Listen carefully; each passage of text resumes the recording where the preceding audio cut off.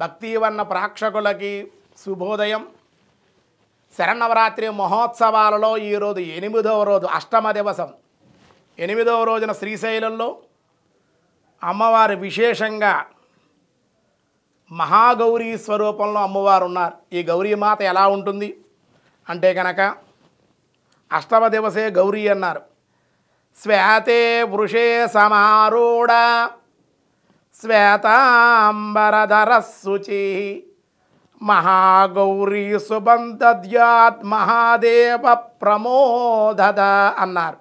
ఈ మహాగౌరీదేవి విశేషంగా చక్కెర పొంగలి, గుడాన్న ప్రియతమానస గుడాన్నాన్ని నివేదన చేస్తే గౌరీదేవి విశేషమైన శక్తి కలుగుతుంది అని చెప్పారు. ఈరోజు 8 ఏండ్ల అమ్మాయిని శాంభవి అంటారు. కుమారి పూజ చేసేటప్పుడు శాంభవిని పూజిస్తే శోక దారిద్ర్య నాశనం జరుగుతుంది, విజయం కలుగుతుంది, సంపదలు కలుగుతాయి. చాలా మంచిది. ఈరోజు మూలా నక్షత్రం కాబట్టి సువాసిని పూజలు చేయాలి మహిళలకి, చక్కగా సుమంగళీలకి. అలాగే ఈరోజు మూలా నక్షత్రం సరస్వతీదేవి అవతారం. మూలా నక్షత్రం అమ్మవారు సరస్వతీదేవి నక్షత్రం. ఆ రోజు మూలా నక్షత్రం ఆవిడ జన్మించారు కాబట్టి ఈ సృష్టి ప్రారంభమైనప్పుడు అంతా మోగగా ఉంది, తేజస్సులు ఉన్నాయి, కానీ ఎవరికే మాట లేదు. అందరూ బబ్బబ్బా దదద మమ్మమ్మ అంటున్నారు, ఎవరికే మాట అనేది లేదు. మాట పడిపోయింది, మాట రావడం లేదు. అప్పుడు అందరూ మోగగానే అమ్మవారిని ప్రార్థించారు.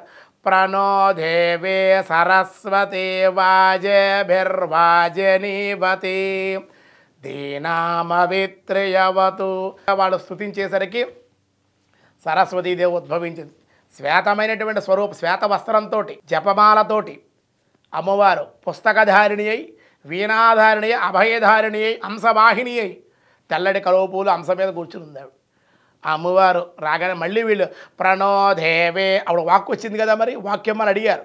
ఆవిడ వాక్కు వచ్చింది కాబట్టి ప్రణోదేవే సరస్వతే వాజభిర్వాజనీవతి దీనామవిత్రయవతు ఏ నీలోచన పల్లవపాని అలిని వేణు పద్మజరాణి వీణా పుస్తక పాని వాణీనా జిహ్వయందు వసయం పగదే అని ప్రార్థించారు.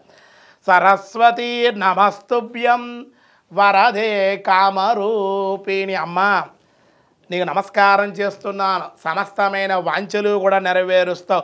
విద్యారంభం కరిష్యామి సిద్ధిర్భవతు మే సదా. విద్యారంభం చేస్తున్నా, నాకు సిద్ధించేలా చేయి తల్లి.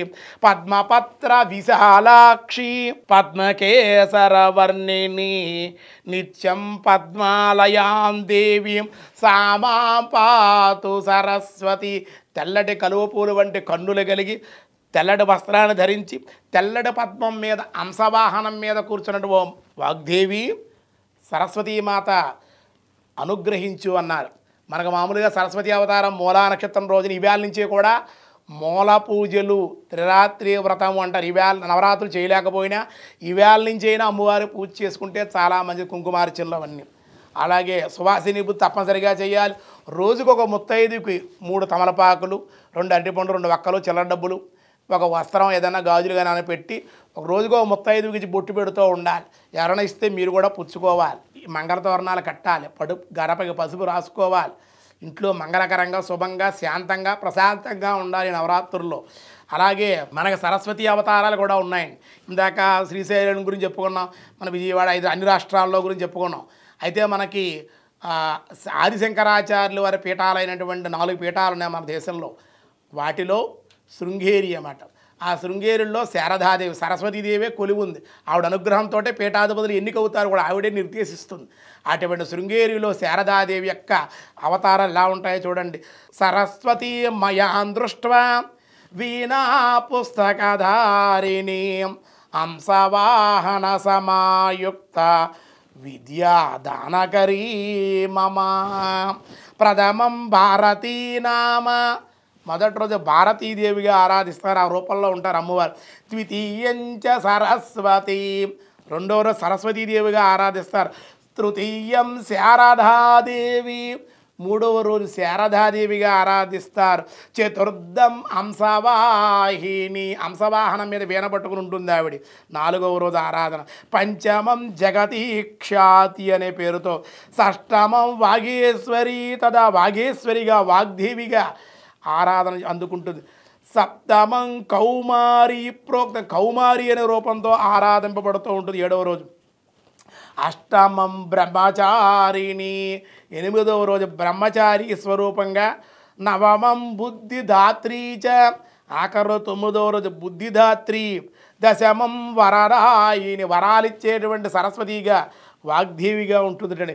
ఏకాదశంతో క్షుద్రఘంట, 11 క్షుద్రఘంట అనే పేరుతో. ద్వాదశం భువనేశ్వరి, భువనేశ్వరిగా ఆఖరి రోజున ఉంటుంది. ఈ విధంగా అమ్మవారు ఈ విధంగా ఉంటుంది. మనలో కూడా సరస్వతిదే ఉంటుంది. మీరు త్రివేణి సంగం ప్రయాగ వెళ్ళి ఉంటారు. ఒక పక్క నుంచి గంగా, ఒక పక్కన యమున వస్తుంటే అంతర్వాహినిగా సరస్వతిదే వెళ్ళిపోతుంది. అలహాబాద్ ప్రయాగ అక్కడ కనుక మన నీళ్ళల్లో మునిగినట్లయితే యమున ఎలా వస్తుంది, గంగా, యమున వేడిగా ఉంటాయి నీళ్ళు, గంగా చల్లగా ఉంటాయి. బాగా చల్లగా కూలింగ్ వాటర్లా మన కింద నుంచి వెళ్ళిపోతూ ఉంటాయి సరస్వతి నది. అంతర్వాహిని అక్కడే కాదు, మన దేహంలో కూడా సరస్వతిదే ఉంది, జ్ఞాన రూపంలో ఉంది. అందుకే జ్ఞాన సరస్వతి అన్నారు. మనకు తెలియదు, అజ్ఞానంలో ఉన్నాం కదా. ఆ జ్ఞానం ఆవిడ అనుగ్రహిస్తే కనుక, ఆ జ్ఞానం కలిగిస్తే దేహంలో అంతర్వాహినిగా ఉన్న ఆత్మజ్ఞానం కలుగుతుంది. అప్పుడు అజ్ఞానం తొలగిపోతుంది. ఆవిడ అనుగ్రహం కావాలి.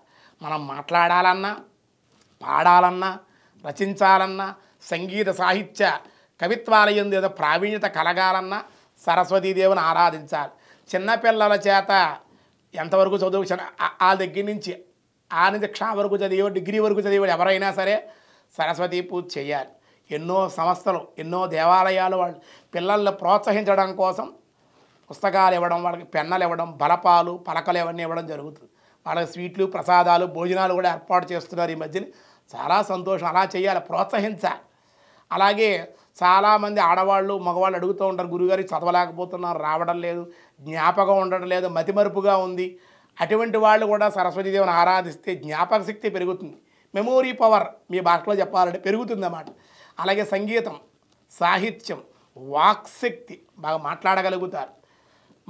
టాకింగ్ థెరపీ అంటారే, స్పీకింగ్ థెరపీ, స్పోకింగ్ థెరపీ, ఇవన్నీ కూడా సరస్వతీదేవి తత్వంలో, ఆవిడ రూపంలో జపమాల, గంధపుమాల పట్టుకుని ఉంటుంది ఆవిడ.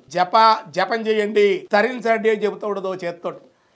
జప జన్మాంతర పాపాలు నశింపజేసేటువంటి జపము. అది కూడా గురువు ద్వారా తీసుకోవాలి. ఎవరికి వాళ్ళు తిప్పేసి చేసేయకూడదు అన్నమాట. ఒక గురువు జపం మంత్రం ఇచ్చాడంటే ఆ మంత్రం సరిగ్గా చేయకపోతే గురువుని కొట్టేస్తుంది. గురువు ఆలోచించి పరీక్షించి సేవ చేసుకుని ఇస్తాడు. ఇప్పుడు ఎటువంటి వాళ్ళు వీళ్ళ మనస్తత్వం ఎలా ఉంది అని ఆలోచించి ఇస్తారు. అటువంటి జపం చేసి జన్మాంతర పాపాలు నశింపజేసుకుని మోక్షాన్ని పొందడానికి, బతికినంతకాలం సుఖ సౌఖ్య భోగభాగ్యాలు అనుభవించడానికి, అనంతరం మోక్షాన్ని పొందడానికి జపం ఉపయోగపడుతుంది. పుస్తకం పట్టుకుంటూ విద్యను ఆర్జించు, స్వాధ్యాయం చేయమని చెబుతోంది. ప్రతి కాగితము, ప్రతి పుస్తకము వాగ్దేవి సరస్వతి రూపంగా చూసేవారు పూర్వకాలం. పుస్తకాలు కింద పెట్టేవారు. మనకు ఎత్తైన ప్రదేశంలోనే పుస్తకాలు ఉండేవి. అనేక సంస్థలు, అనేక దేవాలయాలు ఎంతోమంది పిల్లలకు పలకలు, తలపాలు, పెన్నలు, పుస్తకాలు ఇలా ఇస్తూ ఉంటారు. పప్పు బెల్లాలు, మిఠాయిలు, ఏమండి ప్రసాదాలు, భోజనాలు అవన్నీ ఏర్పాటు చేసి పిల్లల్ని ప్రోత్సహిస్తూ ఉంటారు. అలా చేయాలి. విద్య యందు ఆసక్తి కలగడం కోసం, సరస్వతి అనుగ్రహం కలగడం కోసం, చదువుకుంటే ఇలా ఉంటుందని పిల్లలకు కూడా అర్థమవుతుంది. విద్య యందు ఆశ కలుగుతుంది. ఆ విద్యాజ్ఞానం, పుస్తక దానం చేస్తే చాలా మంచిది కదండి. పెన్నలు, బలపాలు, పుస్తకాలు దానం చేస్తే మనకు కూడా జ్ఞానం, చదువు వస్తుంది. అందుకే దానం చేయాలి. విద్యాభివృద్ధి కావాలి, విద్యను ఆర్జించాలి, ఆ యోగం కావాలంటే ఇటువంటివి దానం చేయాలి. పిల్లలను ప్రోత్సహించడం కోసమైనా చేయాలి. అజ్ఞానం తొలగాలి, జ్ఞానం కావాలంటే సరస్వతీదేవి మతిమరుపు పోవాలి, మెమోరీ పవర్ పెరగాలి, సంగీతం కావాలి, సాహిత్యం కావాలి, కవిత్వం కావాలి, వాక్శక్తి కావాలి, వాక్పటుత్వం కావాలంటే సరస్వతీదేవిని ఆరాధించాలని చెప్పారు. అటువంటి అమ్మవారు విశేషంగా తెల్లటి శ్వేత వస్త్రం అన్ని రకాల వస్త్రాలు కడుతుందండో. తెల్లటి వస్త్రమే కాదు, అదే సత్వగుణం కాబట్టి తెల్ల వస్త్రంలో ఆవిడ కనిపిస్తుంది. తెలుపు, అలాగే ముత్యపు రంగు చీర, తెలుపు రంగు చీరతో ప్రసన్నవదనంతో కేసరీ బాత్, తెల్లటి కేసరీ బాత్, కొబ్బరన్నం, అమ్మవారికి దధ్యాన్నం, అమ్మవారి నివేద క్షీరాన్నం. అటువంటి జ్ఞాన సరస్వతి అనేటువంటి మూలా నక్షత్రంలో అమ్మవారి సరస్వతి రూపంలో ఆరాధిస్తే చాలా విశేషంగా చెప్పారు. ఆ వాగ్దేవి యొక్క అనుగ్రహం మీకు కలగాలని భక్తి వనం ద్వారా మీ అందరికీ సరస్వతి అనుగ్రహం కలగాలని మనస్ఫూర్తిగా కోరుకుంటూ ఉన్నాం.